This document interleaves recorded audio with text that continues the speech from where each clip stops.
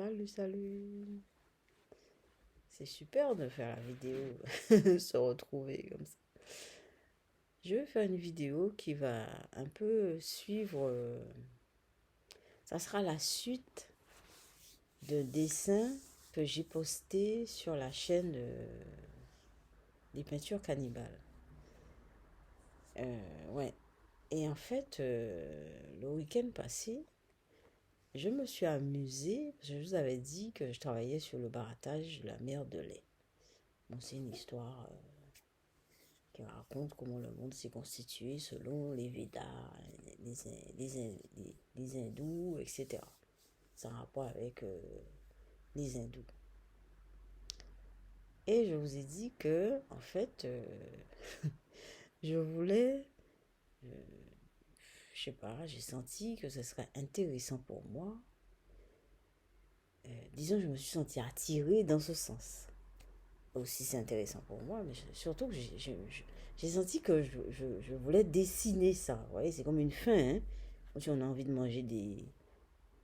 On a envie de manger. Oh là, qu'est-ce qui s'est passé sur mon truc? Alors, voilà. On a envie de manger des biscuits. C'est comme si on avait envie de manger certaines. Vous savez, parfois, vous avez faim. Vous n'avez pas faim de tout, hein, vous avez envie de manger certaines choses. C'est ça qui m'arrive. C'est ce qui m'est arrivé avec ça. Alors, en fait, quand j'ai sorti les feuilles avec mon imprimante et le barattage de la mer de lait, il y avait des dessins de peintres indiens, mais d'antan, hein, qui datent de longtemps, puisque c'est un rapport avec les Védas, etc. Et je me suis dit, tiens, je vais me baser, je vais m'inspirer de ça pour faire des dessins. Et je vais faire les dessins des différentes divinités. Alors, la dernière fois, le week-end passé, dimanche passé, eh ben, j'ai commencé à faire le dessin de Vishnu. Alors, je vais vous remontrer ça, parce que je vous ai déjà montré ça sur la chaîne des peintures cannibales, mais je vais vous remontrer ça dans un autre sens, pour parler d'autre chose, quelque chose qui m'est arrivé. Enfin, on est toujours là. Alors, vous voyez, hein, vous voyez, je sais pas, vous voyez bien. C'est vrai que c'est pas évident à voir. Voilà, le visage de Vishnu.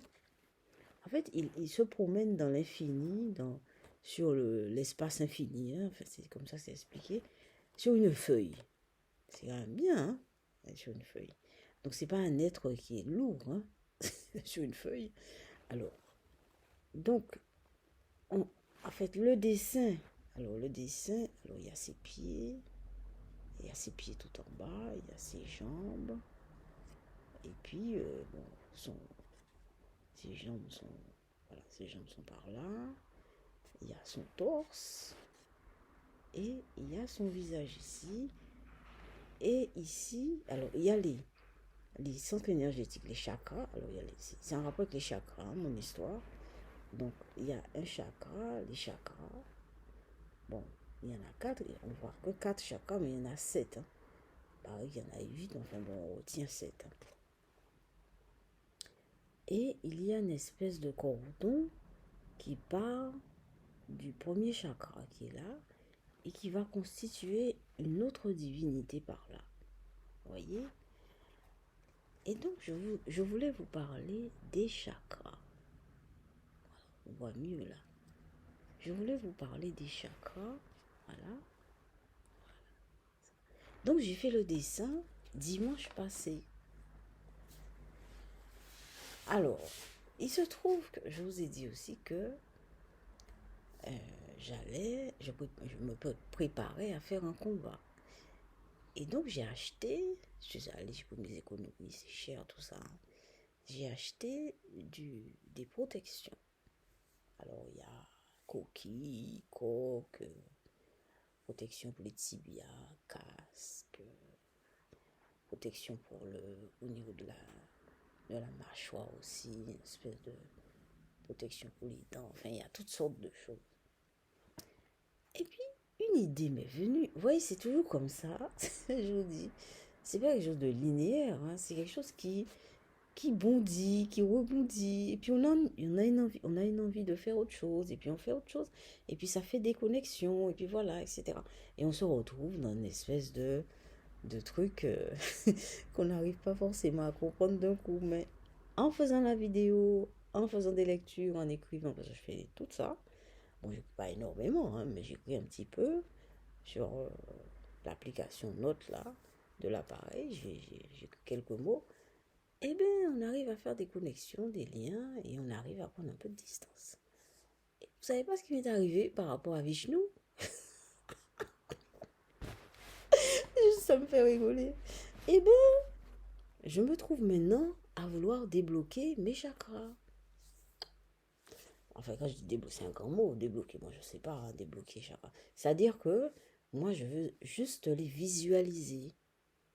Voilà, je veux juste faire un exercice pour visualiser mes chakras. Et en fait, pour moi, les chakras, c'est vraiment mes premières protections dans ce combat que je vais faire au mois d'avril. Alors donc, j'ai tout le mois de mars pour faire cet exercice de visualiser mes chakras. Vous voyez, c'est-à-dire, je suis fière de ce que je trouve. C'est vraiment, ça me réjouit. Et c'est vraiment incroyable. Ça passe par des lectures, des rêves, des visions, du dessin. Et ça revient dans les préoccupations au quotidien. C'est quelque chose de dingue. Moi, j'adore. Alors maintenant, je sais pas, cette vidéo-là, je sais pas où est-ce que je vais la poster. Est-ce que c'est sur la chaîne des séminaires? Est-ce que c'est sur la chaîne de la peinture?